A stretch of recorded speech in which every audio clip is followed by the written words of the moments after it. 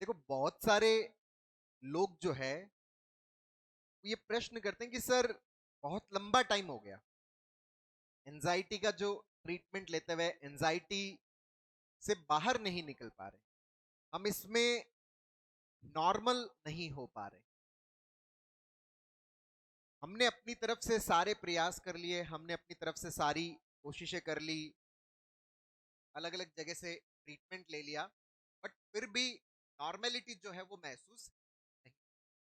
अगर ऐसी स्थिति होती है कि जिसके अंदर हम अपनी तरफ से एफर्ट्स खूब कर चुके हैं लेकिन फिर भी हमें नॉर्मेलिटी अगर महसूस नहीं हो रही, तो इसका मतलब हमारी जो प्रॉब्लम है, हमारी जो एंजाइटी है, उस एंजाइटी को बरकरार रखने वाला जो फैक्टर है वो हमारे भीतर है। कोई भी जो प्रॉब्लम होती है, साइकोलॉजिकल प्रॉब्लम जो होती है,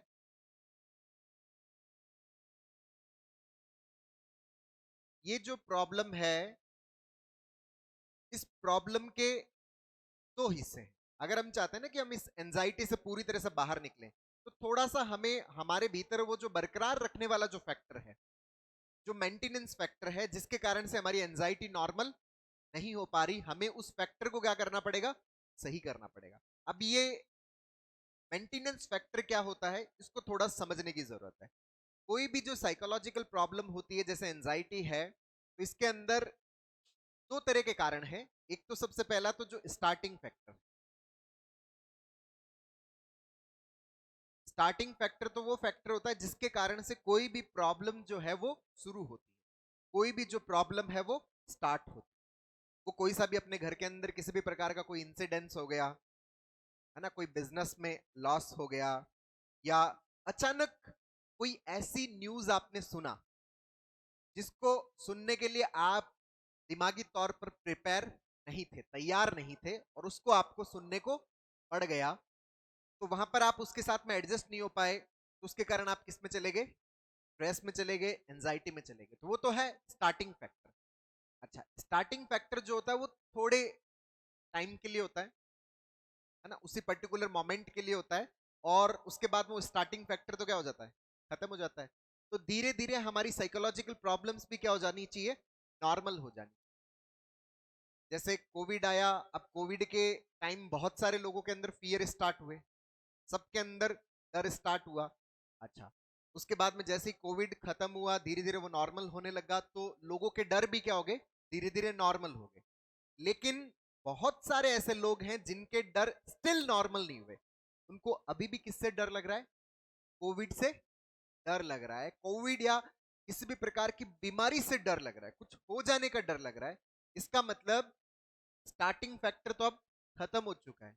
उनके अंदर क्या है, उनकी प्रॉब्लम को बरकरार रखने वाला मेंटेनेंस फैक्टर। मेंटेनेंस फैक्टर कौन सा होता है, ये वो फैक्टर होता है जो समस्या को क्या करता है, बरकरार रखता है, जो समस्या को ठीक नहीं होता। और ये मेंटेनेंस फैक्टर कौन सा होता है, ये हमारे भीतर का होता है, हमारे अंदर का होता है। जो हमारा परसेप्शन बन जाता है खुद को लेके, हम अपने आप को किस नजरिए से देख रहे हैं, हम अपने आप को किस तरीके से देख रहे हैं, हम अपने आसपास के अस्तित्व को किस तरीके से देख रहे हैं, हम अपने अतीत को किस तरीके से देख रहे हैं, और हम अपने फ्यूचर को किस तरीके से देख रहे हैं।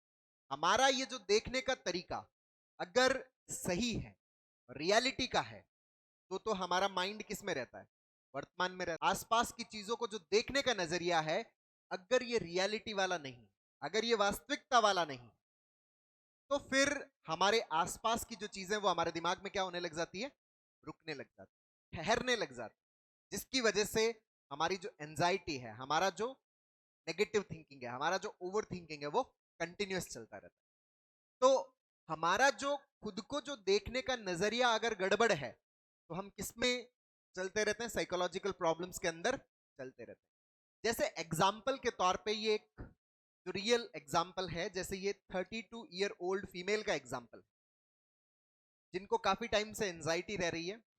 उनके अंदर जो मेंटेनेंस फैक्टर क्या बना हुआ है कि सर, मैं जो हूं, मैं अपनी फैमिली के ऊपर बोझ बन गई, मैं अपने हस्बैंड की अच्छे से केयर नहीं कर पा रही हूं, मैं अपने बच्चे का ख्याल नहीं रख रही, मैं हस्बैंड के साथ में इंटीमेट नहीं हो पा रही, मैं मेरी जितनी भी घर की जिम्मेदारियां हैं वो मैं पूरा नहीं कर रही, मुझे बहुत खराब फील होता है, मुझे बहुत ही अजीब सा महसूस होता है और मुझे ये लगता है कि मैं जिंदगी में कभी ठीक नहीं हो पाऊँ, मैं कभी नॉर्मल नहीं हो पाऊँ, मैं कभी सही नहीं हो पाऊंगी, मैं कभी आनंद में नहीं रह पाऊंगी, मैं कभी मस्ती में नहीं रह पाऊंगी, मैं कभी सुख महसूस नहीं कर पाऊंगी। ये इनका स्टेटमेंट है और ये स्टेटमेंट डेली वो अपने भीतर क्या करते हैं, दोहराते हैं।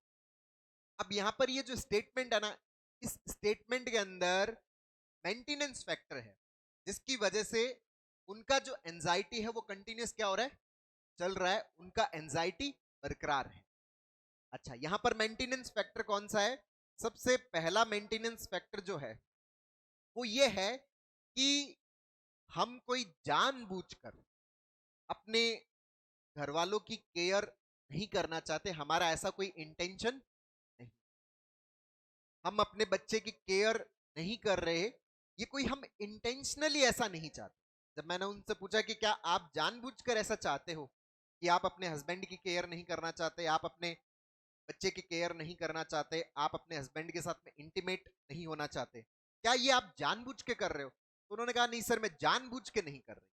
लेकिन जब आप स्टेटमेंट ऐसा देते हो ना कि मैं ये नहीं कर रही, इसका मतलब मैं ये सब चीजें क्या कर रही हूं, जानबूझ के कर रही हूं। तो जब आप ऐसा स्टेटमेंट देते हो जिस स्टेटमेंट के अंदर आपका इंटेंशन झलकता है कि आप ये जानबूझ के कर रहे हो, तो आपका माइंड इस चीज को किस तरह से लेता है, इंटेंशनली लेता है। और जब इंटेंशनली लेता है तो उसके कारण हमें क्या फील होती है, गिल्ट फील होती है, हमें पश्चाताप फील होता है। और वो जो गिल्ट है वो हमारे मन को क्या करता है, तोड़ता है। वो हमारे जो सेंस ऑफ सेल्फ है, जो हमारी सेल्फ एस्टीम है, उस एस्टीम को क्या करता है, ब्रेक करता है, तोड़ता है, हमें लो फील करवाता है, हमारा कॉन्फिडेंस तोड़ता है। और जब हमारा कॉन्फिडेंस टूटता है तो हम अच्छा महसूस नहीं कर पाते, हम बढ़िया महसूस नहीं कर पाते। जब हम ये चीजें जानबूझ के नहीं कर रहे तो हम ऐसा स्टेटमेंट यूज ना करें। हम अपने आप को यहां पर बताएं, यहां पर हम सीबीटी का प्रैक्टिस करें कि मैं जो अपने हस्बैंड के लिए अवेलेबल नहीं हो पा रही, मैं जो बच्चों के लिए अवेलेबल नहीं हो पा रही, ये कोई मैं इंटेंशनली नहीं कर रही, due to some situations, due to some problems, due to some anxiety, उसके कारण से मैं अपनी फैमिली का ख्याल नहीं रख पा रही। ना कि ये कोई मैं जानबूझ के कर रही हूं, कोई इंटेंशनली कर रही हूं। तो मैं जब उनका ख्याल नहीं रख पा रही, ये क्या है, कुछ परिस्थितियों के कारण से है। इच्छा तो मैं ये है कि मैं उनका ख्याल रखूं, तो हम इस चीज के लिए किसी भी प्रकार का गिल्ट फील नहीं करेंगे, किसी भी प्रकार का पश्चाताप नहीं करेंगे। लेकिन अगर आप इस चीज का गिल्ट फील करते हो तो आपका माइंड इस बात को कुछ इस तरह से लेता है कि जैसे आप ये सब चीजें जानबूझ के कर रहे हो, इंटेंशनली कर रहे हो। तो यहां पर हम जो अपनी वर्तमान की जो इस प्रॉब्लम है, इस प्रॉब्लम को जो हमारा देखने का नजरिया है, ये नजरिया क्या है, इफेक्टिव है, ये सही नजरिया नहीं, ये डिसफंक्शनल एनालिसिस है, डिसफंक्शनल कॉग्निशन है, गलत सोचने का तरीका है। और ये जो तरीका है ये हमारी एंजाइटी को क्या करता है, मेंटेन करता है, कंटिन्यू करता है। ये हमारे अंदर क्या है, मेंटेनेंस फैक्टर है। मैं अपने फैमिली के ऊपर बोझ हूं। अच्छा, आपकी फैमिली ने आके आपको बोला क्या कि आप हमारे ऊपर बोझ बन चुके? नहीं सर, किसी ने भी आके नहीं बोला। सब लोग मेरा बहुत केयर करते हैं, मेरा बहुत ध्यान रखते हैं।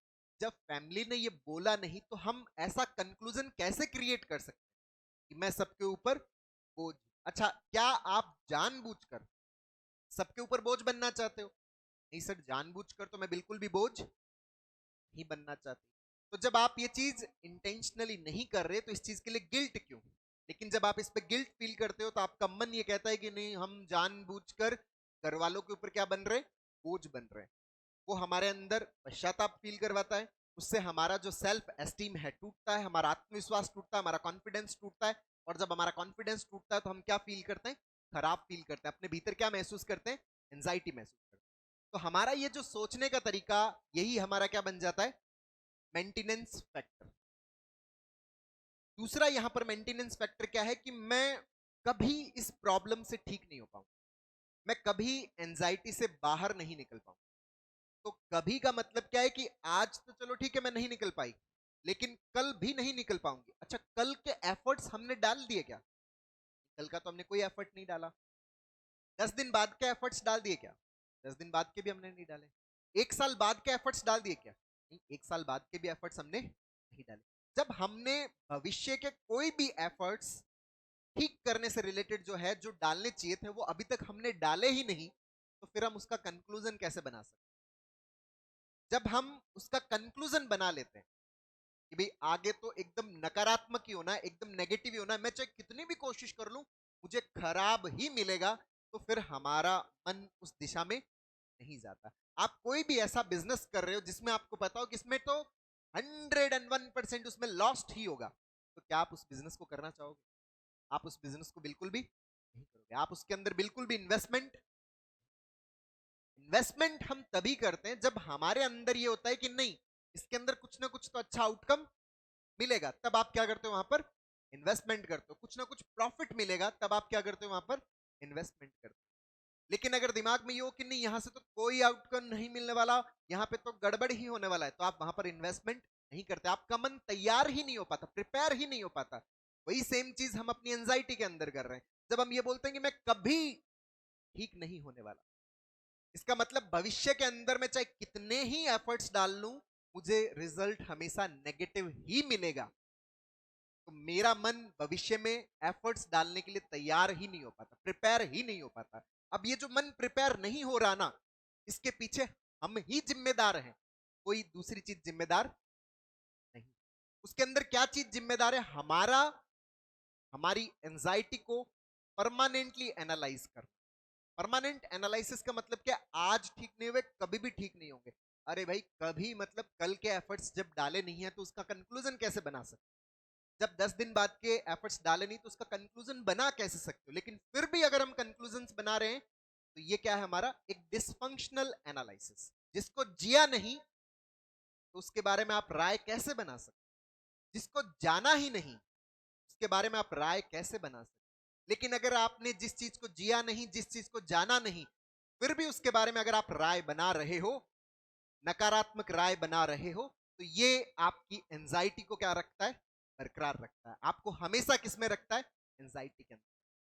तो जो हमारा भविष्य का जितना भी अस्तित्व है, उसको अगर हमने जिया नहीं तो उसके बारे में हम कोई कंक्लूजन नहीं बनाएंगे कि मैं भविष्य में ठीक नहीं। यहां पर परमानेंट की जगह हमें क्या करना पड़ेगा? टेम्पररी एनालिसिस को यूज करना पड़ेगा कि भाई ठीक है, कुछ कारणवश मैंने अब तक इतनी मेहनत की, अभी मैं ठीक नहीं हो पाया, लेकिन इसका मतलब ये नहीं है कि मैं आगे भी ठीक नहीं हो पाऊंगा। मैं डे टू डे लाइफ में अभ्यास कर रहा हूं, मैं सीख रहा हूं, मैं अपनी प्रॉब्लम्स के ऊपर ध्यान दे रहा हूं। धीरे धीरे मेरे मन की समझ जो है वो बेहतर होती जा रही है, और इस समझ से मैं अपनी प्रॉब्लम को क्या करूंगा? ठीक कर लूंगा। तो हमें यहां पर टेम्पररी एनालिसिस का उपयोग करना। ये टेम्पररी एनालिसिस हमें, ठीक है आज ठीक नहीं हुआ, कल तो हो सकते हैं, हमारे अंदर एक क्या पैदा करता है? होप पैदा करता है। हमारे अंदर एक उम्मीद पैदा करता है, हमारे अंदर एक आशा पैदा करता है। ये जो होप, उम्मीद, आशा, ये हमारे मन को किसी भी कार्य की दिशा में ले जाने के लिए क्या करती है? तैयार करती है, प्रिपेयर करती है। और जब मन प्रिपेयर होता है तो आप मेहनत करते हो और आप उस प्रॉब्लम से क्या होते हो? बाहर निकल जाते हो। क्योंकि आप चलोगे तभी तो पहुंचोगे, लेकिन अगर आप चल ही नहीं रहे तो आप पहुंचोगे? मैं बीकानेर से दिल्ली जाना चाहता हूं, लेकिन मैंने अपने मन को ये कर रखा है कि नहीं, दिल्ली तो सब कुछ खराब ही होगा, तो मेरा मन दिल्ली जाने के लिए तैयार हो ही नहीं पाएगा। लेकिन अगर ऐसा है कि नहीं, दिल्ली में खराब होगा, इसका मेरे पास में एविडेंस क्या है? प्रूफ क्या है? मेरे पास में कोई भी प्रूफ नहीं है। क्यों? क्योंकि मैं वहां गया नहीं, मैंने उस मोमेंट को जिया ही नहीं वहां जाके। क्योंकि अभी वो भविष्य का मोमेंट है, तो मैं पहले से उसके बारे में कंक्लूजन कैसे बना सकता हूं? तो वही सेम चीज अगर आप अपने भविष्य के लिए, अस्तित्व के लिए ये कंक्लूजन बना लिया है कि नहीं, मैं कभी ठीक नहीं हो पाऊंगा, मैं कभी नॉर्मल नहीं हो पाऊंगा, ये एक प्रकार का परमानेंट एनालिसिस है। ये हमारा डिफेक्टिव एनालिसिस है, जिसे हमें सही करने की जरूरत है। और ये सही होगा तो ये हमारा मेंटेनेंस फैक्टर हटेगा, तो हमारी एंजाइटी का जो लूप बना हुआ है, ये जो एंजाइटी का दलदल बना हुआ है, ये एंजाइटी का दलदल पूरी तरह से क्या हो जाएगा? खत्म हो जाएगा। हम नॉर्मल फील करने लग जाएंगे, हम अच्छा महसूस करने लग जाएंगे। तो दोस्तों, उम्मीद करता हूं आपको ये वीडियो पसंद आया होगा, नीचे कमेंट बॉक्स में लिखकर जरूर बताइएगा। और अब तक यदि आपने मेरे यूट्यूब चैनल DRK टीवी को सब्सक्राइब नहीं किया तो प्लीज उसे सब्सक्राइब करें, ताकि मेरे नए वीडियो का नोटिफिकेशन आप तक सबसे पहले पहुंचे। बहुत बहुत धन्यवाद दोस्तों। जय हिंद, जय भारत।